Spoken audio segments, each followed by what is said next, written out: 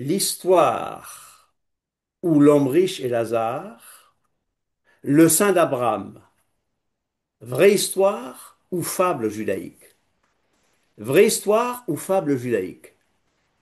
Vraie histoire ou fable judaïque? Ça vous intéresse, n'est-ce pas, en prenant le temps? Est-ce que vous êtes pressé? Parce que j'aimerais qu'on voit vraiment des choses dans la parole de Dieu.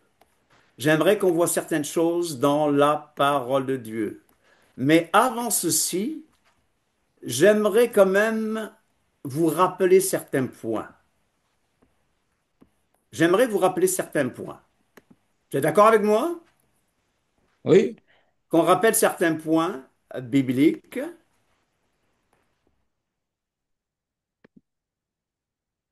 Je vais rappeler certains points bibliques.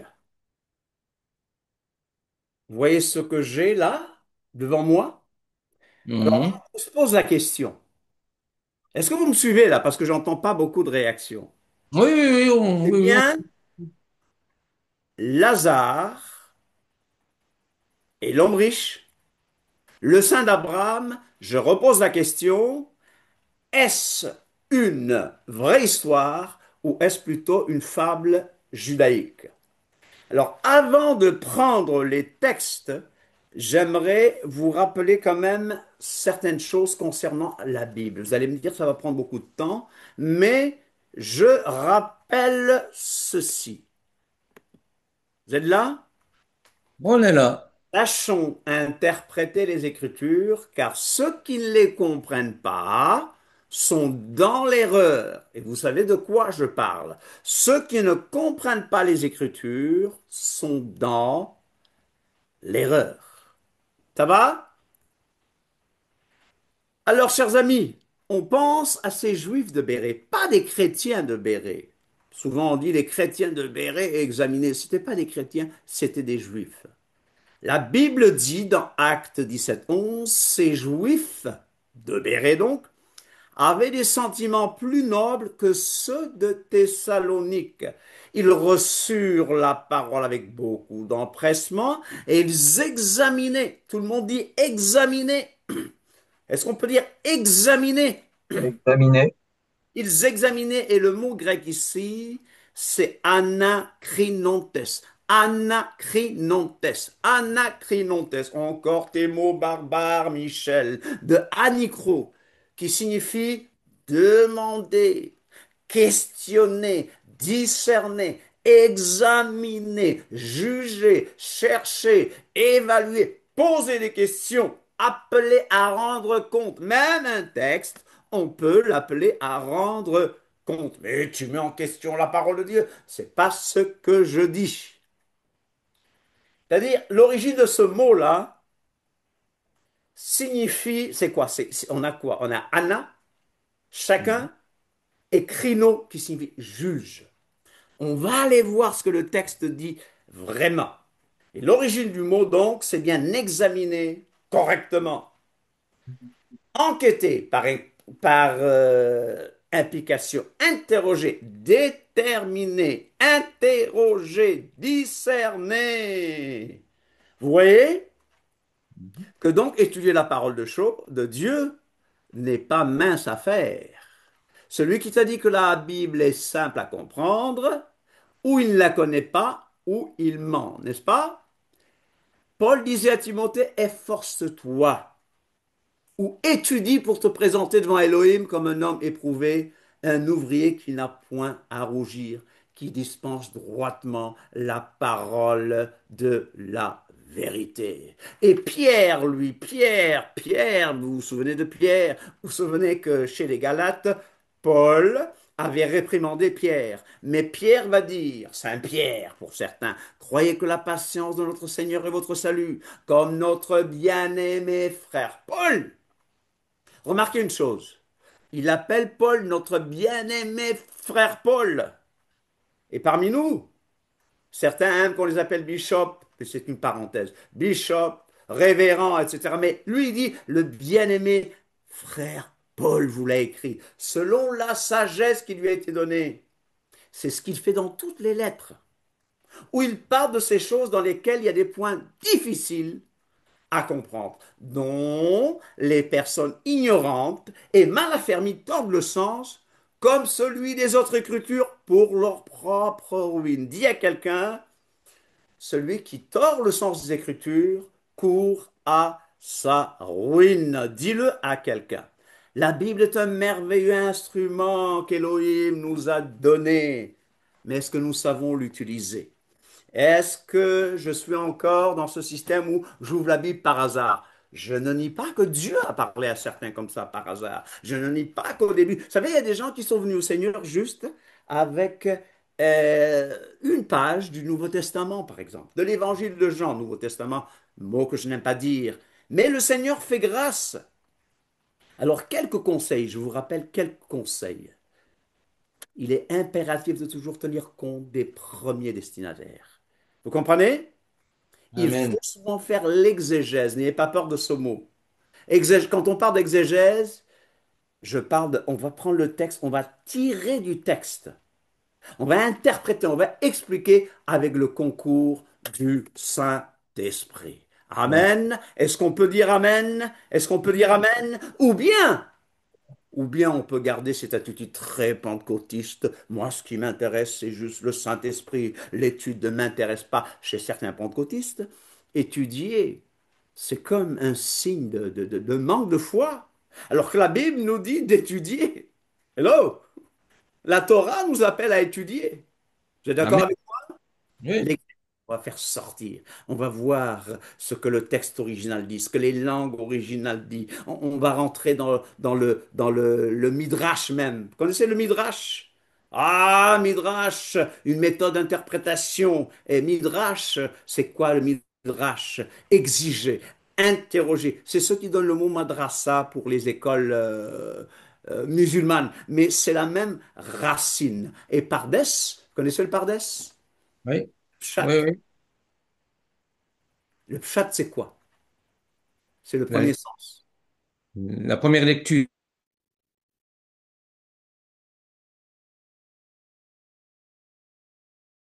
Je recherche ou un sens indirect, le sod, qui est le secret. Et d'habitude, dans les milieux protestants, on parle de quatre manières d'interpréter la Bible, la manière littérale, la Oui. manière allégorique, la manière morale, la manière abstraite. Oui. Mais on insiste aussi sur le contexte historique, sur le genre littéraire. Il y a cette méthode que j'aime appeler, ça ne vient pas de moi, OIA, observation, interprétation et application. Mais je rappelle, le meilleur interprète de la Bible, c'est qui? C'est le Saint-Esprit. Mais je vous pose une question. Est-ce que tu sais à quel genre de littérature appartient le texte que je lis? Il y a plusieurs types de littérature biblique. Vous le savez? Oui. Il y a le récit, même l'épopée. Pas la peine d'expliquer ce que c'est qu'une épopée. La poésie. L'histoire, la poésie, il y a la biographie, il y a la parabole, il y a la Torah, qui est la loi, la législation, il y a le genre didactique, la poésie, comme les psaumes, les cantiques des cantiques, la sagesse, proverbes, ecclésiastes, le prophétisme, l'oracle prophétique, et l'apocalyptique, Apocalypse de Jean et Daniel. Dis à quelqu'un, Apocalypse de Jean et Daniel, c'est de la littérature apocalyptique. Il y a les épîtres, qui sont des lettres. Vous connaissez un peu ce qu'on nous a appris sur l'Ancien Testament, Pentateuque, Torah, les livres historiques, livres poétiques, puis on a les évangiles, on a l'acte des apôtres, etc. Alors ce que je veux dire, soyons des ouvriers compétents qui dispensent droitement la parole de la vérité et non des bricoleurs et des ignorants. Est-ce que je vais trop vite? Parce qu'on n'a Non. pas encore commencé le sujet d'aujourd'hui. Mais ce que je veux dire, c'est que je dois me poser des questions. Qui? À qui est-ce que le texte, par exemple, que nous allons étudier aujourd'hui, a été adressé? À qui? C'était où? Quand? Quel est le temps, la période? Quoi? De quoi s'agit-il? Comment? Pourquoi? Quelle est la motivation? Alors, pour voir les résultats. Hello? Quel est le lieu? La date de la rédaction du texte. Pourquoi ce texte? De quoi est-ce que le texte parle dans l'ensemble? Quel est le contexte? Quel est le sens même de chaque mot? Texte et contexte. On dit qu'un texte hors de son contexte n'est qu'un Les textes. Prétexte. Il faut nous assurer qu'un verset est compris à la lumière de tout le passage dont il est tiré. Et je rappelle les trois lois principales d'interprétation de la Bible. C'est la loi du contexte, la loi des alliances et ce que la Bible dit sur la Bible. Parce que c'est la Bible qui interprète La la Bible. Bible. Ceci étant dit, j'aimerais que nous abordions maintenant le sujet d'aujourd'hui. Nous allons aller dans Luc 16 et je rappelle pour ceux qui viennent de se joindre à nous que le thème c'est l'homme riche et Lazare. Le sein d'Abraham, est-ce une vraie histoire ou une fable judaïque? Vous me suivez? Est-ce une Mhm. vraie histoire ou une fable judaïque? Alors, vous avez le passage de Luc devant les yeux. On va dans Luc 16. Alors, pour bien comprendre le contexte, avant Luc 16, qu'est-ce qui se passe? Vous avez la parabole, je dis bien la parabole du fils prodigue. Vous me suivez? C'est bien Mhm. ça? Vérifiez. Ah oui, c'est bien ça. Juste, juste avant Luc 16. Puis, à Luc 16, j'ai un titre qui me dit parabole de l'économe infidèle. Je rappelle le thème, je me répète, mais je rappelle le thème. Lazare et l'homme riche. L'homme riche et Lazare. Le sein d'Abraham. Est-ce quelque chose de biblique ou est-ce une fable judaïque? Alors, regardez bien le verset 1 du chapitre 16. Verset 1 du chapitre 16. J'aimerais que vous-même vous examiniez les Écritures. Voilà pourquoi je vous ai dit tous ces mots barbares pour vous dire que nous devons tirer le véritable sens avec le concours du Saint-Esprit, mais en regardant à qui ça s'adressait, même la date, même le temps ou l'époque. Regardez bien le chapitre 16, verset 1. Yeshua dit aussi à ses disciples, qu'est-ce qui vient juste après? Un homme riche avait un économe. Vous notez cela? Un homme riche avait un économe. Dès le début, on parle de richesse, qui lui fut dénoncé comme dissipant ses biens. Tout le monde dit richesse, homme riche, économe, bien. Il l'appela et lui dit, qu'est-ce que j'entends dire de toi? Rends compte de ton administration financière. Financière, c'est moi qui l'ai ajouté. Rends compte de ton administration de mes biens, car tu ne pourras plus administrer mes biens. Richesse, biens, administration. L'économe. Un économe, c'est un administrateur, un intendant, quelqu'un qui essaie de faire des économies. Hein. L'économe dit en lui-même, que ferais-je puisque mon maître m'ôte l'administration de ses biens? Travailler à la terre, je ne le puis. Mon Dieu, j'en ai honte. Travailler, c'est trop dur. Voler, c'est pas bon. Demander la charité, c'est quelque chose que je peux pas faire. Michel, comment peux-tu chanter ce genre de chant devant la parole de Dieu? Mais je crois que ce chant s'est inspiré de ce texte-là, n'est-ce pas? Je sais ce que je ferai. L'économe dit, je sais ce que je ferai pour qu'il y ait des gens qui ne reçoivent dans dans leur maison de maintenant, quand je serai destitué de mon emploi, quand je serai chômeur, quand je serai un sans-emploi, il y aura quand même des gens qui me recevront chez eux. Il n'y avait pas de chômage là, du temps là, je ne crois pas, hein. Sauf peut-être que quelqu'un peut me corriger, Jacques, hein, Jacques Collant, tu peux me corriger, mais je ne crois pas qu'il y avait le système de chômage, n'est-ce pas? Et faisant venir chacun des débiteurs, c'est ceux qui doivent de l'argent, n'est-ce pas, de son maître, il dit au premier, combien dois-tu à mon maître? Verset 6. Sans mesure d'huile, répondit-il, et lui dit, prends ton billet, assieds-toi vite et écris 50. Qu'est-ce que l'économe fait ici? Mais dans sa poche. Sûrement, mais c'est malhonnête. Oui. C'est malhonnête, n'est-ce pas? Il dit ensuite à un autre, et toi, combien dois-tu? 100 mesures de blé, répondit-il. Et il lui dit, prends ton billet et écris 80. Le maître, pas Yeshua, le maître de l'économe, verset 8, le maître de l'économe, donc, le maître loua l'économe infidèle. Vous voyez? Yeshua rajoute le mot économe infidèle. C'est pas Yeshua qui le loue, mais c'est le maître qui va louer l'économe infidèle de ce qu'il avait agi prudemment. Car les enfants de ce siècle sont plus prudents à l'égard de leurs semblables que ne le sont les enfants de la lumière. Ça vous dit quelque chose? Mhm. Ils sont, ils sont quoi? Ils sont plus prudents. Et moi, maintenant c'est Yeshua qui parle. Et moi, je vous dis, faites-vous des amis. C'est Yeshua qui parle. Faites-vous des amis avec les richesses injustes. Waouh! Yeshua dit de se faire des amis avec les richesses injustes. Les mammons injustes, les mammons injustes. Les mammons d'injustice, c'est quoi? C'est quoi les mammons d'injustice? C'est l'argent, c'est les richesses, c'est les biens. Il dit donc, faites-vous des amis avec les richesses d'injustice. Oh, moi je vais me faire des amis. Mais qu'est-ce que ça veut dire?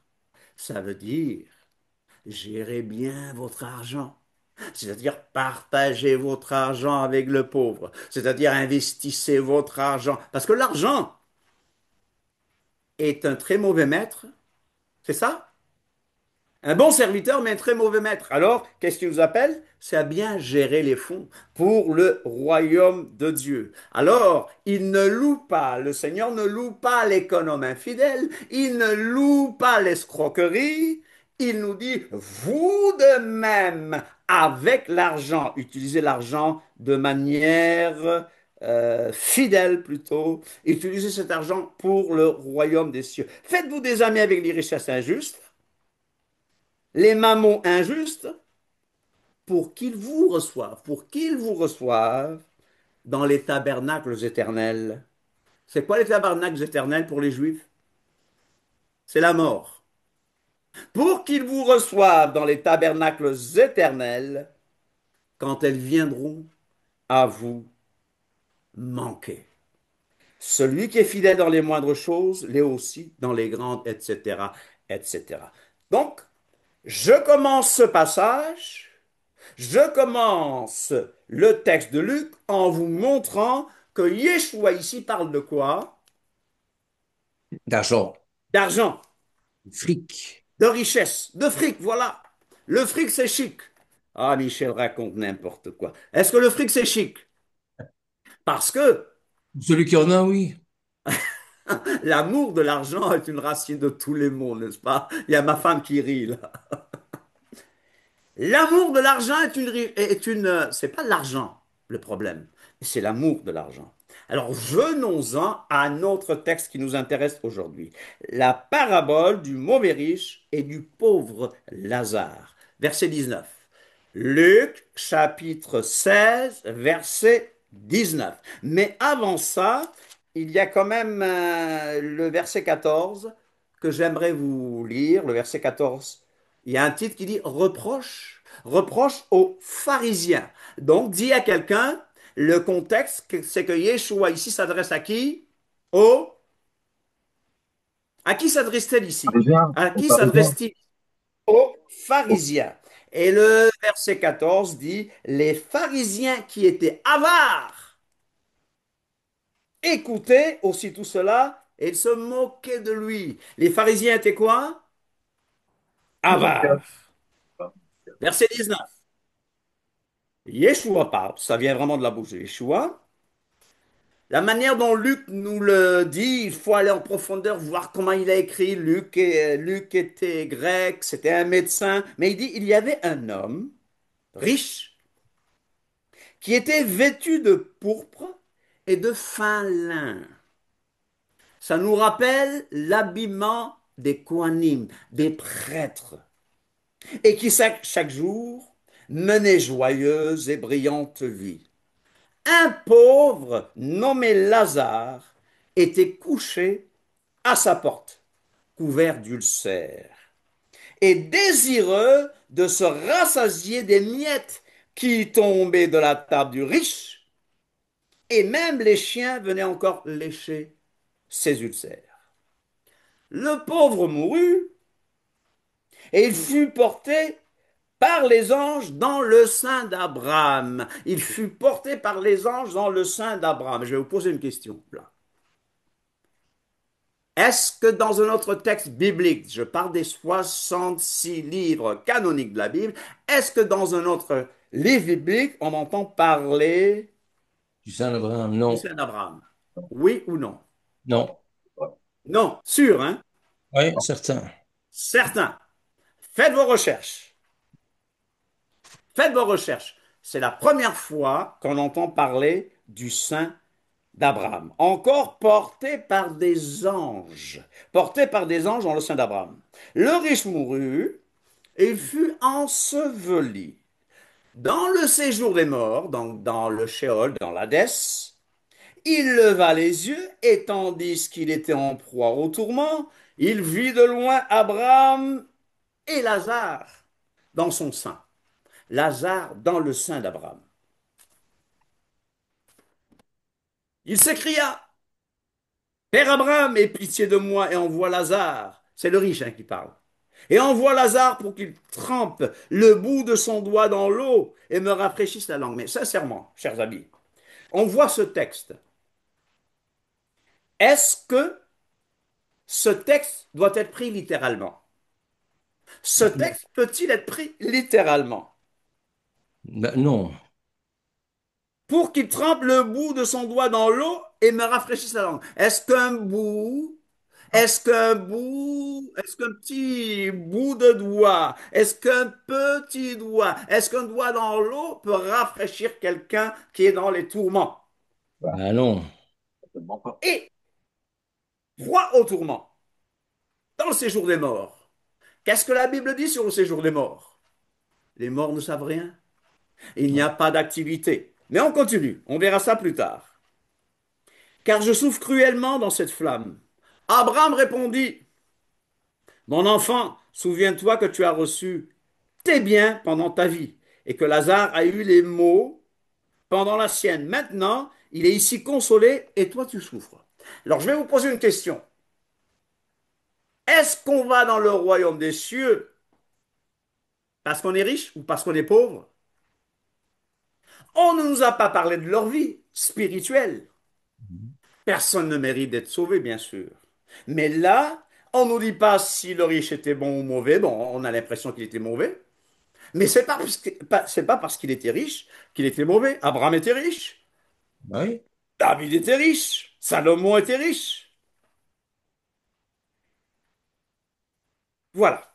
Verset 26. D'ailleurs, il y a entre nous et vous un grand abîme. Un grand abîme. Nous avons déjà étudié l'abîme. C'est quoi l'abîme? Nous avons étudié l'abîme. Afin que ceux qui voudraient passer d'ici vers vous ou de là vers nous ne puissent le faire.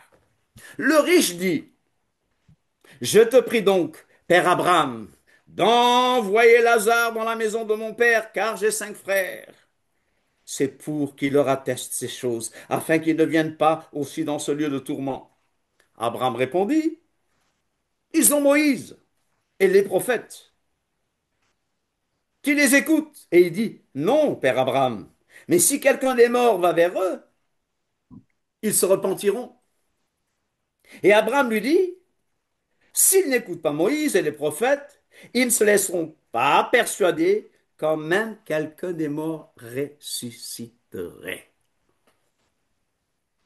On a observé le texte? Mhm. Est-ce qu'on a bien observé le texte? Oui. On l'a observé? Je vous pose la question, est-ce qu'on a bien observé le texte? Ben, je pense que oui. Oui, oui. Voilà. Oui, oui. Est-ce qu'on peut prendre quelques secondes pour réfléchir? Alors, dans l'évangélisme comment on appelle cela, dans l'évangélisme conditionnaliste, où on parle de l'immortalité comme étant une condition. Il faut croire en Yeshua. Il faut être un Yeshua pour avoir l'immortalité. Alors on peut se poser des questions, vous savez, je parle de l'évangélisme. Je ne m'identifie pas à l'évangélisme paganisé, je ne m'identifie pas à l'évangélisme qui a des cultes païens, je ne m'identifie pas à l'évangélisme qui se plie vers le soleil avec des cultes du soleil. Je m'identifie à l'évangélisme qui dépaganise, pas qui judaïse, mais qui se débarrasse des cultes païens, qui se débarrasse du culte du soleil et qui veut revenir à l'original. Oh, et toi, qu'est-ce que tu racontes? Et la parabole de l'homme riche et de Lazare. Ben, c'est une parabole. C'est une parabole, c'est-à-dire un récit allégorique C'est ça. sous lequel se cache un enseignement. Mais quel est l'enseignement? L'enseignement ne peut pas être un enseignement eschatologique. Oh, Michel, tes termes eschatologiques signifient, c'est pas un enseignement sur la fin des temps, ce n'est pas un enseignement sur la mort, ce n'est pas un enseignement sur l'état des morts, c'est bien autre chose. On parle d'argent, on parle d'avarice, on parle des biens, etc., etc. Et je vais vous demander une question. Quand est-ce que dans la Bible, on voit des anges prendre quelqu'un et l'emmener dans le séjour des morts? Et les gens vont vers le sein d'Abraham. C'est quoi le sein d'Abraham? Le sein d'Abraham, c'est quoi? Stéphane a dit, c'est sa poitrine. Et je dis, mais t'as raison, c'est sa poitrine. Mais imaginez combien de millions de seins est-ce qu'il devrait prendre dans sa poitrine? Oh, ça fait rire, mais c'est plutôt que le langage est imagé. Le langage est imagé. Alors les anglophones appellent l'homme riche Dives ou Dives. L'homme riche dans la parabole de l'homme, il l'appelle Dives ou Dives, n'est-ce pas? Mais ce n'est pas non plus dans la Bible. Alors maintenant, on va expliquer le texte. On a lu, on a observé, et j'aimerais vous dire qu'au judaïsme du premier temple, c'est quoi le judaïsme du premier temple? Là, je parle du premier temple qui est le temple Salomon. de Salomon. Quand est-ce qu'on se donne une idée là, quand est-ce que Salomon a construit le premier temple?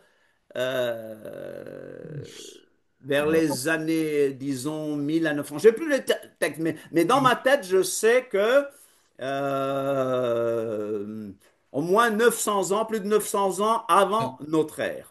Donc, dans ce judaïsme-là, le séjour des morts, le Sheol, ou l'Hadès en grec, vous savez, l'Hadès qu'on trouve dans la Septante, c'est quoi? C'est un lieu de quoi? Un lieu de silence où se rendent tous les morts. Donc et c'est ce que le Tanakh nous enseigne, les morts ne savent rien. Salomon lui-même a dit que les morts ne savent rien. Et la Bible nous dit, c'est pas les morts qui te louent. Mais après maintenant l'exil. Vous savez, Jérusalem est tombée vers l'année, c'est quoi encore, 800. Vous savez, on oublie un peu les dates, mais vers les années 585. Jérusalem tombe, le temple est détruit. 585 avant notre ère. Vous comprenez? Le temple est détruit, Jérusalem tombe, le temple est détruit. Vous savez? D'accord? Le premier temple est détruit. Ils vont à Babylone combien de temps? L'exil dure combien de temps? Pardon? Combien? Quoi? Combien de temps dure l'exil? 70 ans. 70 ans, 70 ans, 70 ans, 70 ans d'exil. Puis, le peuple de Dieu, les Israélites vont retourner sous la conduite de Zorobabel. Et nous allons voir Esdra va recommencer à réorganiser les choses. Néhémie, Esdra vont commencer à participer à la reconstruction du temple. Petite parenthèse, les Arabes ne voulaient pas que le temple soit reconstruit. Et il y a une malédiction même sur eux. qui dit qu'ils n'auront pas de part à Jérusalem. C'est une petite parenthèse de provocation, parce que je reste quand même provocateur pour provoquer les gens à provoquer la réflexion, n'est-ce pas? Ma femme me regarde et dit, mais qu'est-ce que ce gars raconte, n'est-ce pas? Donc, ce que je veux dire, les Juifs retournent pour reconstruire Jérusalem, mais pendant l'exil à Babylone, dit à quelqu'un, pendant l'exil à Babylone, Pendant l'exil à Babylone, l'idée de l'activité des morts dans le Sheol a commencé à entrer dans le judaïsme. Ce n'est pas dans le Tanakh, mais c'est à Babylone que les Juifs ont commencé à recevoir de fausses idées sur la mort. Vous comprenez cela? Ouais.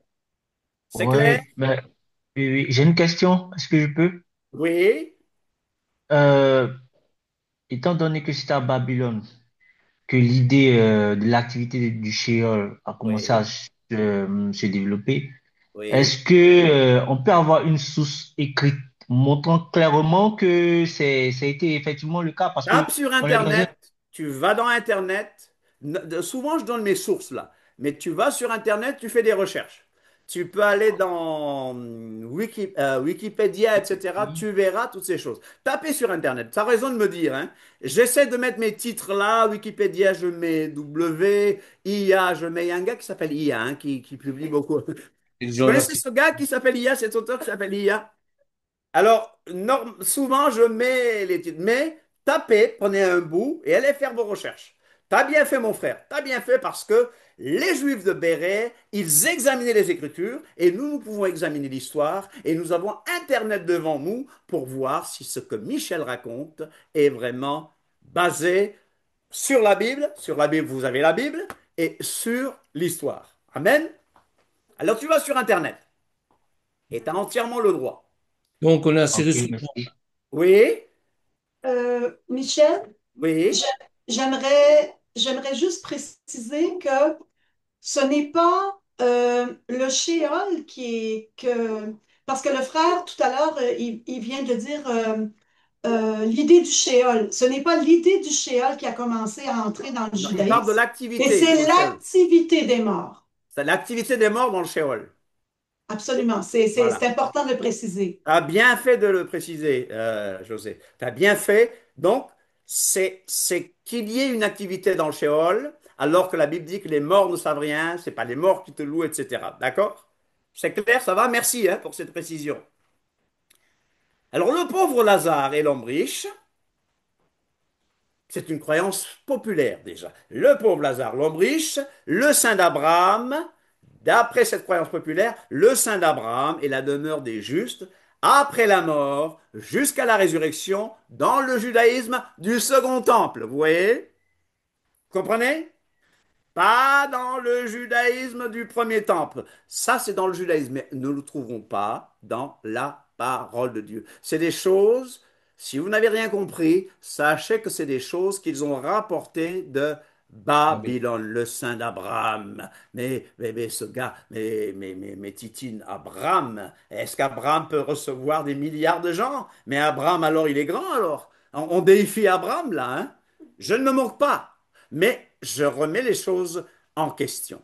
Alors, ce concept-là de l'activité des morts dans le shéol, et c'est parallèle à l'idée grecque. Ils prennent des idées à Babylone, ils les marient avec la pensée grecque, et ça va donner aussi la pensée catholique des limbes. Ben oui. Absolument, n'est-ce pas?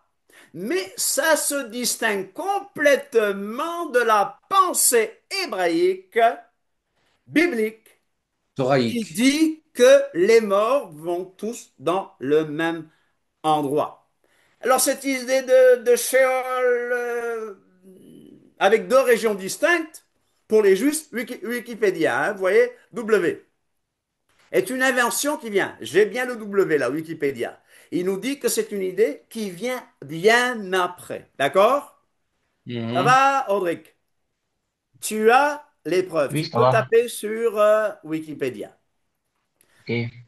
Dans la période du Second Temple, la notion du saint d'Abraham survient dans les papyrus juifs papyri ou papyrus, qui se réfèrent au sein d'Abraham, d'Isaac et de Jacob.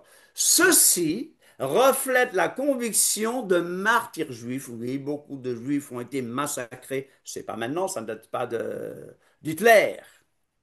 Et ils avaient cette idée, après notre mort, Abraham, Isaac et Jacob, nous recevrons, et tous nos ancêtres qui nous et, euh, et tous nos ancêtres qui nous louangent. Je ne sais pas si je suis bon français. Ça, je l'ai dans 4 Maccabées 13, 17. 4 Maccabées 13, 17. Vous avez noté? 4 Oui. Maccabées. Oh, je croyais qu'il n'y avait que 2 Maccabées. 4 Maccabées 13, 17. Les œuvres juives adaptent l'idée mythique grecque de l'Hadès afin d'identifier les morts justes comme étant séparés des feux des injustes par une rivière ou un gouffre. Alors je vous dis, ce n'est pas dans la Bible cette affaire-là. Ah non, c'est le C'est Styx. une idée rabbinique. C'est de la C'est mythologie. Oui. rabbinique.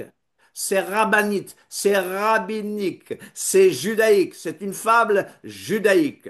Dans l'Apocalypse de Sophonie, vous avez entendu parler de l'Apocalypse de Sophonie? Oui, c'est un apocryphe, je crois, non?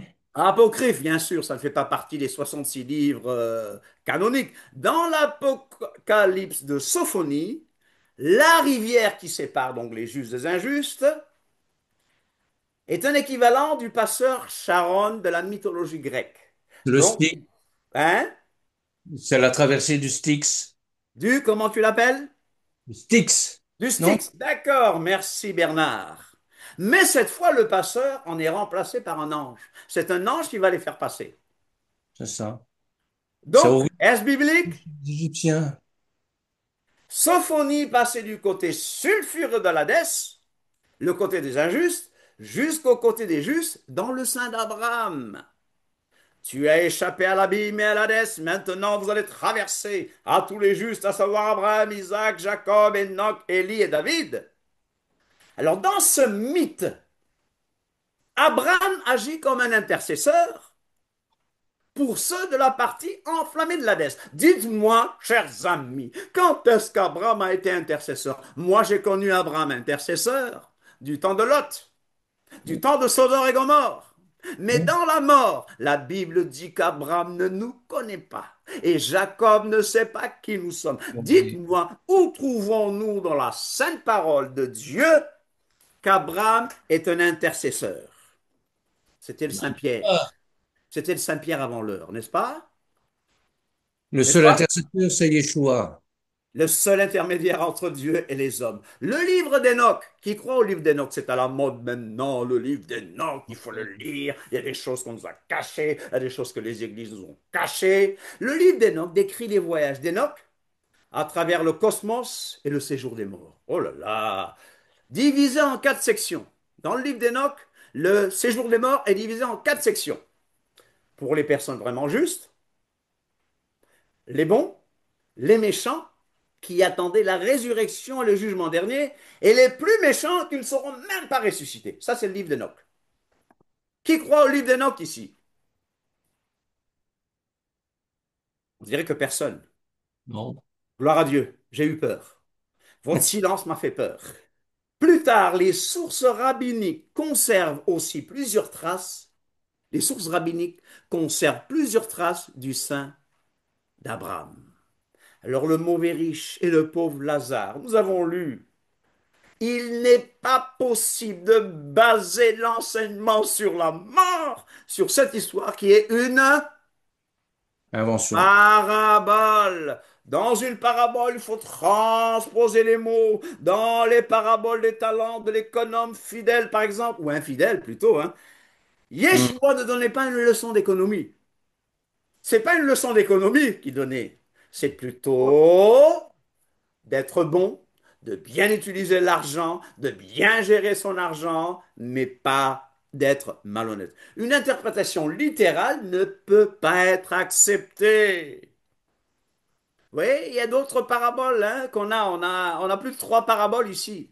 Ça nous parle des richesses, de l'argent, et non d'eschatologie. Alors, vous savez une chose, les Juifs croyaient que le paradis se trouvait à côté de l'enfer. Tu savais ça? Mhm. Les Juifs croyaient que le paradis se trouvait à côté de l'enfer et que les impies et les justes pouvaient se voir. Oh! Alors cette parabole est basée sur une croyance Babylonienne. babylonienne, sur une croyance populaire. Mais Yeshua, pourquoi il fait ça? Il n'appuie pas leur fausse croyance, mais il cherche à leur dire quelque chose selon leur folie. Il s'adressait à qui? Pharisien. Aux pharisiens qui étaient, tu l'as dit tout à l'heure, qui étaient Bah, avares et qui se sont moqués de lui. La parole d'Élohim a tout. Cette parole a tout en ce qui concerne le salut. Je n'ai pas besoin que mort revienne pour me dire comment être sauvé. La Bible dit que les morts ne savent rien, ou c'est moi qui l'ai inventé. non. La Bible nous enseigne que le jugement et l'enfer entre guillemets, auront lieu à la fin des temps et non à la mort. Ah, Michel, il est réservé aux hommes de mourir une seule fois, après quoi vient le jugement. Le jugement, nous savons qu'il y a un jugement pour les justes et un jugement pour les injustes. Le jugement pour les justes, c'est le tribunal de Mashiach. Le jugement pour les injustes, c'est le grand trône blanc. Mais avant ça, il faut qu'il soit ressuscité. Nous sommes ressuscités pour ne plus mourir. La seconde mort n'a plus de puissance sur nous, mais eux, ils ressuscitent pour la honte, pour la destruction finale. Les Juifs influencés par des enseignements païens croyaient à des choses non bibliques.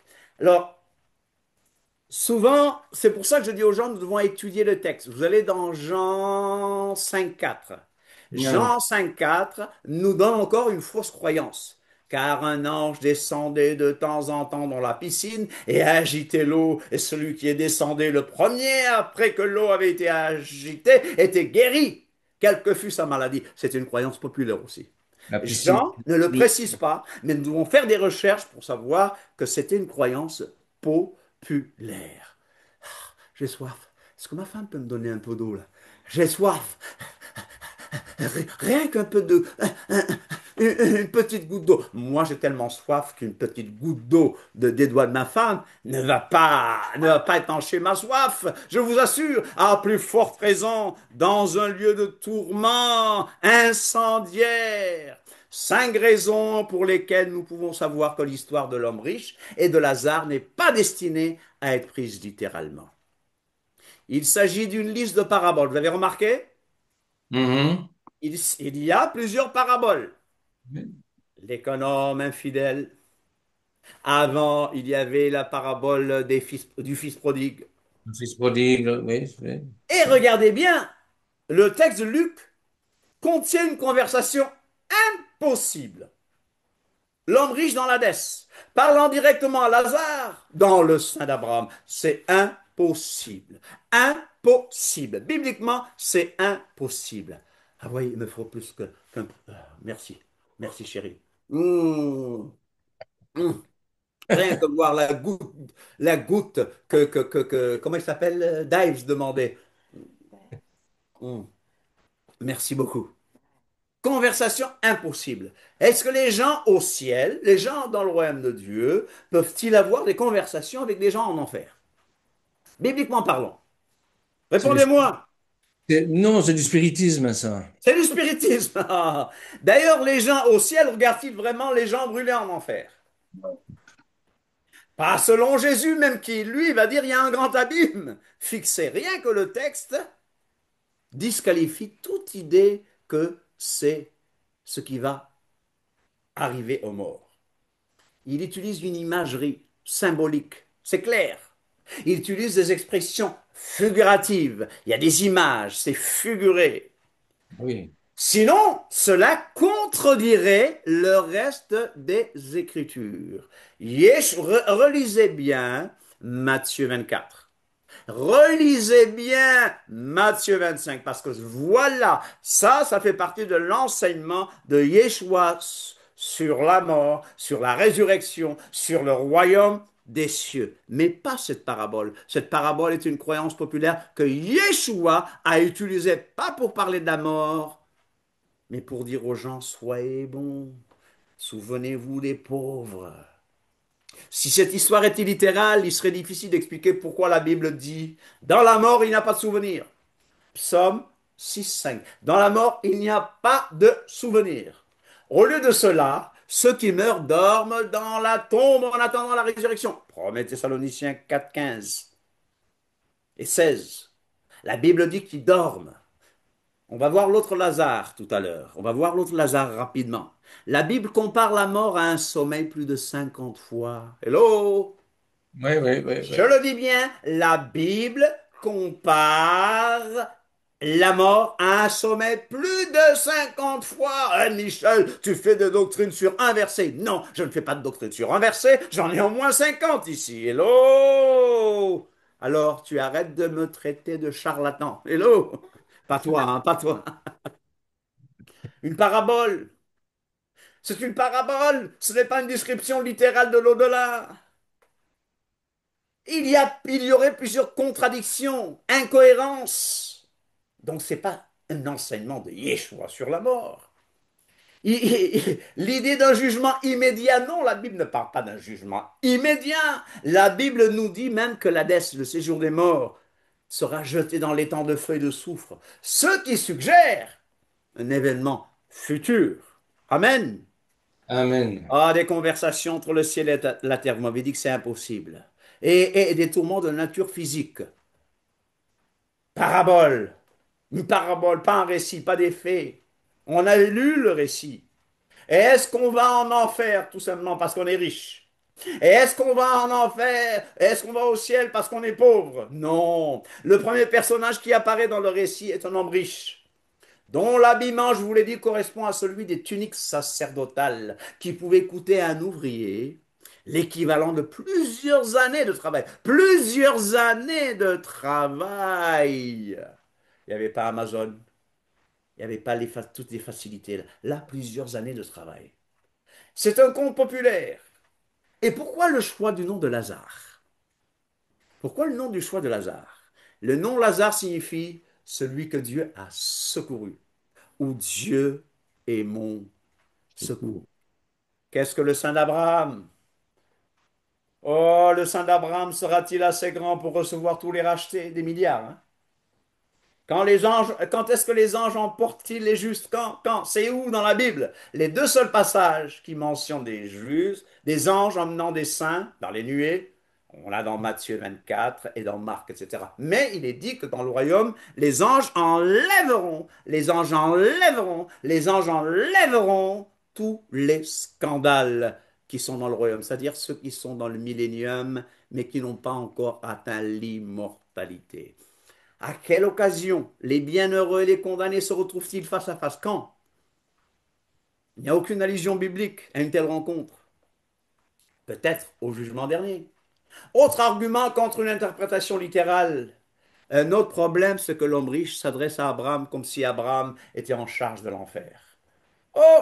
Est-ce que vous avez entendu ça? C'est Abraham qui est chargé de l'enfer? Moi, mes amis catholiques m'ont dit qu'à la porte du ciel, il y aura Saint-Pierre. Parce que Oui. Jésus lui a donné la clé et que Saint-Pierre va regarder si ton nom est écrit. Saint-Pierre. Vous croyez que c'est biblique aussi? Bah non, enfin moi je n'ai jamais lu ça. Non. T'as jamais vu ça?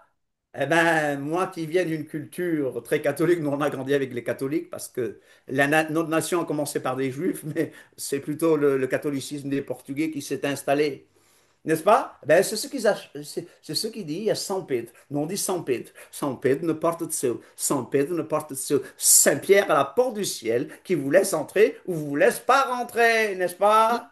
Oui, ça oui. Chez les Jésuites aussi, on disait ça, mais bon, Alors Abraham, est-ce qu'Abraham est chargé de l'enfer?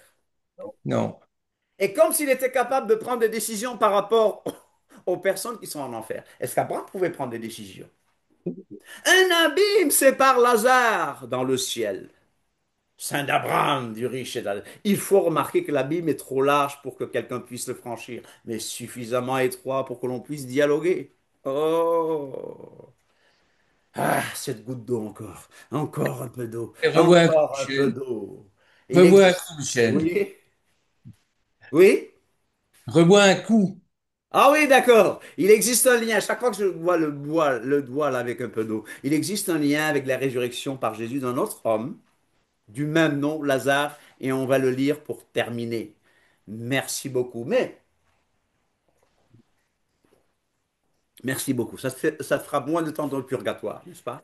Le purgatoire n'existe pas, chers amis, d'accord? C'est juste les blagues évangéliques, n'est-ce pas? Alors, vous vous souvenez de l'histoire justement de Lazare, de Béthanie? On Oui. va le voir tout à l'heure, hein. On va aller dans Jean. Alors, Abraham dit à l'homme riche, qui est dans l'Hadès, que ses Mhm. frères n'accepteraient pas un avertissement concernant les tourments, même si quelqu'un revenait d'entre les morts. Mais dans Jean 11, 15 et 41 à 42, Yeshua dit aux disciples et au peuple rassemblé sur la tombe de son ami Lazare, qui n'est pas le même, hein, Non, d'accord? Qu'en c'est vrai. voyant la résurrection de Lazare, ils croiraient que Yeshua a été envoyé par Dieu. Y a-t-il contradiction? Non. Alors, ces deux passages parlent de différents types de personnes. Dans le premier passage, on parle à qui? Yeshua s'adresse à qui? À des Pharisien. pharisiens qui étaient Radin. radins. Radins. Le riche et Lazare. On va aller voir le Lazare de Béthanie. Le riche et Lazare. Moïse et Élie. Je ne vais pas parler de Moïse et Élie aujourd'hui, n'ayez pas peur. Mais je dis bien, Luc 16, 19 à 31 ne parle pas d'eschatologie, mais d'argent. Le message, c'est soyez bons. Quand Yeshua raconte la parabole du semeur, il ne donne pas une leçon d'agriculture. Quand il parle du levain, il ne fait pas une leçon de boulangerie ou de pâtisserie. Une parabole utilise une image traditionnelle de la littérature. N'est-ce pas? Vous me suivez? Mhm. Oui, Je vais conclure. Oh, j'ai beaucoup parlé là. J'ai beaucoup à parler, mais vous avez beaucoup de grâce. On va dans Jean 11. On va dans Jean 11. On va dans Jean 11. Yeshua retourne en Judée. Résurrection de Lazare à Béthanie. Jean 11, verset 1. Il y avait un homme malade, Lazare de Béthanie, village de Marie et de Marthe. C'était cette Marie qui voyait, etc. Les sœurs l'envoyèrent. Vous connaissez l'histoire? Le gars est Ouais. malade. Et on avertit Yeshua, mais Yeshua prend tout son temps. Il n'est pas pressé. Il n'est pas pressé. Puis il revient. Alors, verset 11. Après ces paroles, il leur dit, Lazare, il va revenir quand même, hein. Lazare, notre ami, dort. Tout le monde dit, Lazare, notre ami, dort. Lazare, notre ami, dort. Mais je vais le réveiller. Les Talmidim lui dirent, Adon, s'il dort, il sera guéri. Yeshua avait parlé de sa mort. Mais ils crurent qu'il parlait de l'assoupissement du sommeil. Alors Yeshua leur dit ouvertement, Lazare est mort. Lazare est dead. Lazare est mort. Et à cause de vous, afin que vous croyiez. Vous voyez, je n'étais pas là.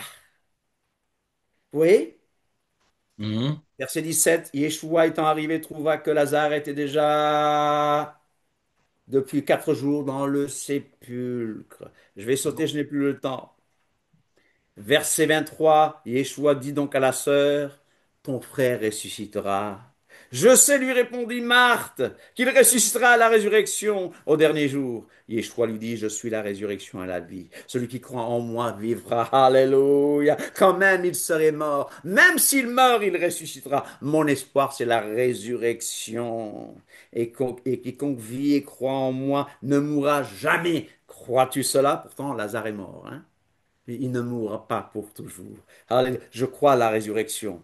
Je crois. Je saute, je saute, je saute. Verset 39, ôtez la pierre, etc., etc. Verset 42, pour moi, je savais que tu m'exauces toujours, mais j'ai parlé à cause de la foule qui m'entoure, afin qu'ils croient que c'est toi qui m'as envoyé. Là, il y a un mort qui ressuscite et le mort, la résurrection ce mort, ce miracle miraculeux va dire à la foule que Yeshua est vraiment le Mashiach.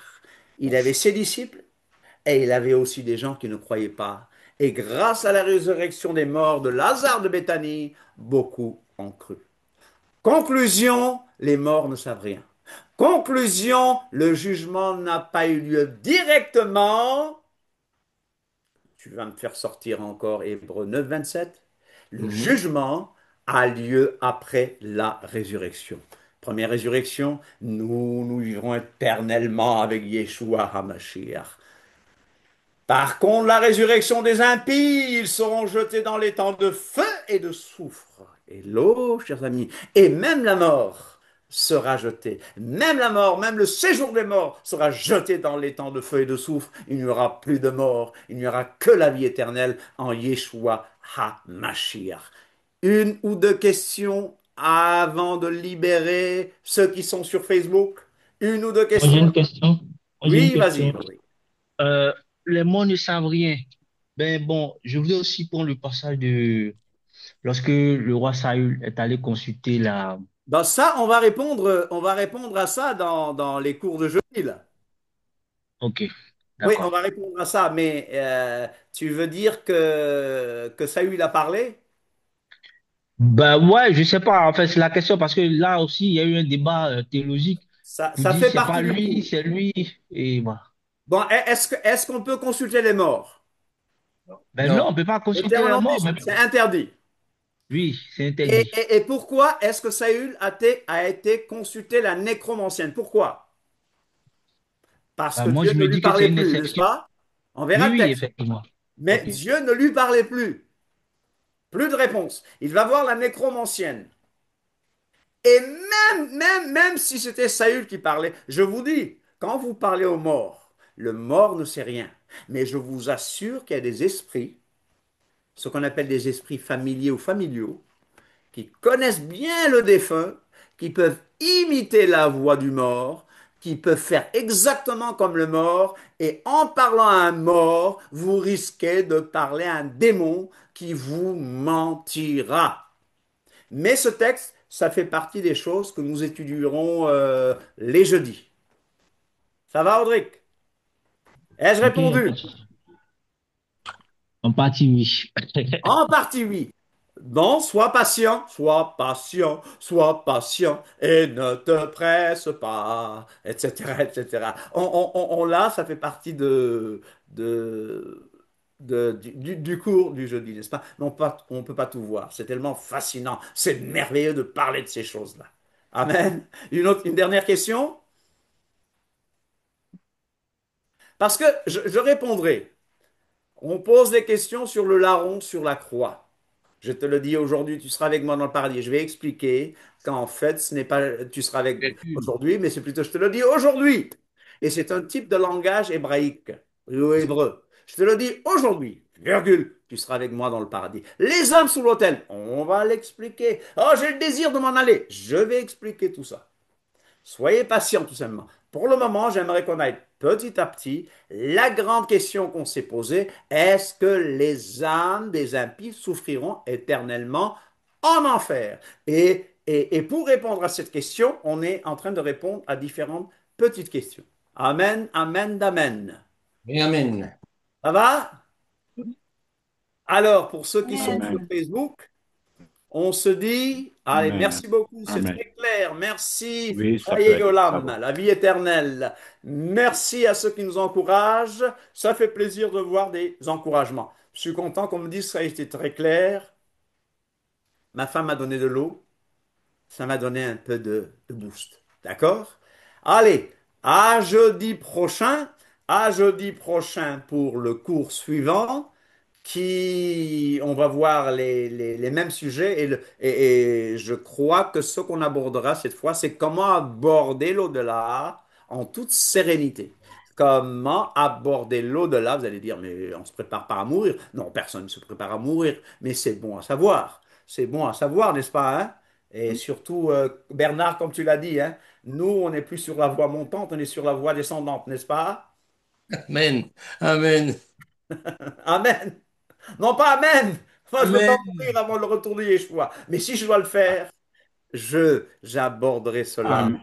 avec Amen. avec confiance. sérénité. Alléluia. Avec confiance. Je sais que mon Rédempteur est vivant. Je sais que mon âme va dans le séjour des morts, mais que mon esprit, ma rouach, comme Yeshua a dit. Oh, Oui, a il dit, n'a pas dit l'autre. mon esprit entre tes mains. Et comment il s'appelle? Stéphane, c'est pas Stéphane qu'on dit en français. Étienne lui a dit, Adonne Yeshua, reçois mon esprit. Et il n'y a rien de meilleur qu'avoir mon esprit dans les mains de l'Éternel. Alléluia. Vous voyez, donc je ne suis pas un annihiliste. Je sais, c'est la foi. Je sais que mon esprit sera dans les mains d'Akadosh Baruch Hu. Je sais que l'Adon Yeshua recevra mon esprit. Et quand il va me ressusciter, il me dira, viens bon et fidèle serviteur. Alors hier, nous avons prié toute la nuit, entre le portique et l'autel. Et le rappel, c'est que le Seigneur nous disait, c'est pas un lieu pour critiquer. C'est pas un lieu pour critiquer les autres. C'est un lieu où on se remet en question. C'est un lieu où on doit prier les uns pour les autres. Et ça nous a appris cette grande leçon. Prions les uns pour les autres. Shabbat shalom, Shabbat Shabbat shalom. shalom. Et à jeudi pour les Facebookiens. Amen. Dites-moi. Shabbat shalom. Amen. Shabbat shalom. Shabbat Shabbat Shabbat shalom. shalom. shalom. Amen.